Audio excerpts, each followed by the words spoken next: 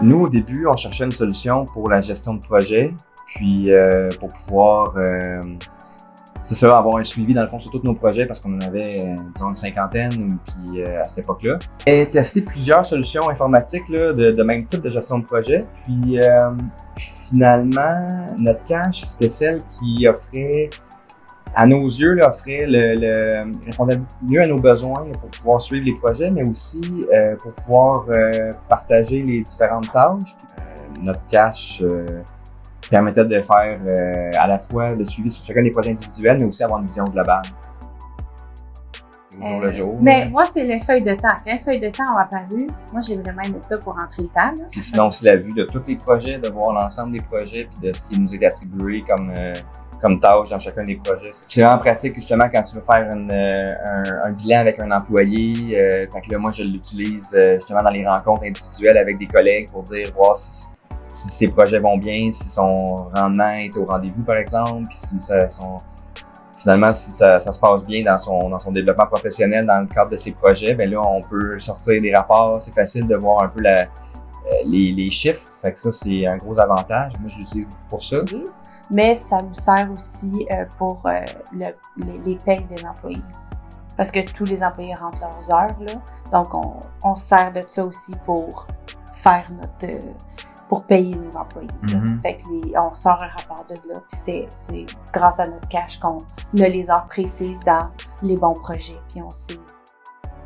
Je dirais placer les tâches dans avec des cartes là, ou je sais pas comment on les appelle exactement dans le langage de notre cache, là, mais nous, avant, c'était des cartes. C'est des tâches. Maintenant, c'est des tâches. C'est ça. Puis là, on peut les placer, puis on peut les déplacer aussi d'une colonne à l'autre. Selon le statut. Là. Fait que là, on l'utilise. On ne pensait pas le faire comme ça, mais on l'utilise, par exemple, pour les soumissions. Puis là, on classe dans des colonnes, puis on dit soumission en cours. Puis là, quand on l'obtient, on le met dans obtenu. Puis quand on le perd, on le met dans perdu.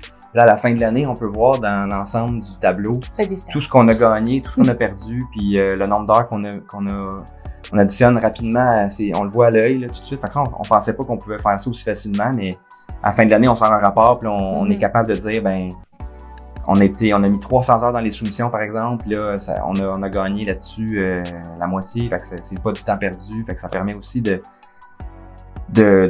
rassurer l'équipe puis aussi de prendre des décisions pour l'année suivante parce qu'on a investi autant de temps dans les soumissions, moins de temps. Fait que ça. Bref, ça c'est très visuel, puis ça on pensait pas qu'on pouvait l'utiliser de cette façon-là.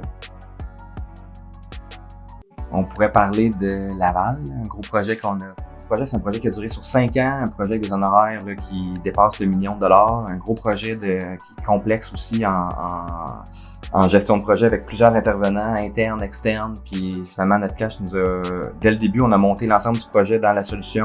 On a suivi étape par étape là, l'avancement, puis ça nous a aidé à garder le cap sur le budget, puis le fait de pouvoir sortir un rapport, si le client par exemple questionnait, il disait il me semble que vous êtes rendu, je voulais comprendre où vous êtes rendu dans vos heures, par exemple, puis questionnait des factures.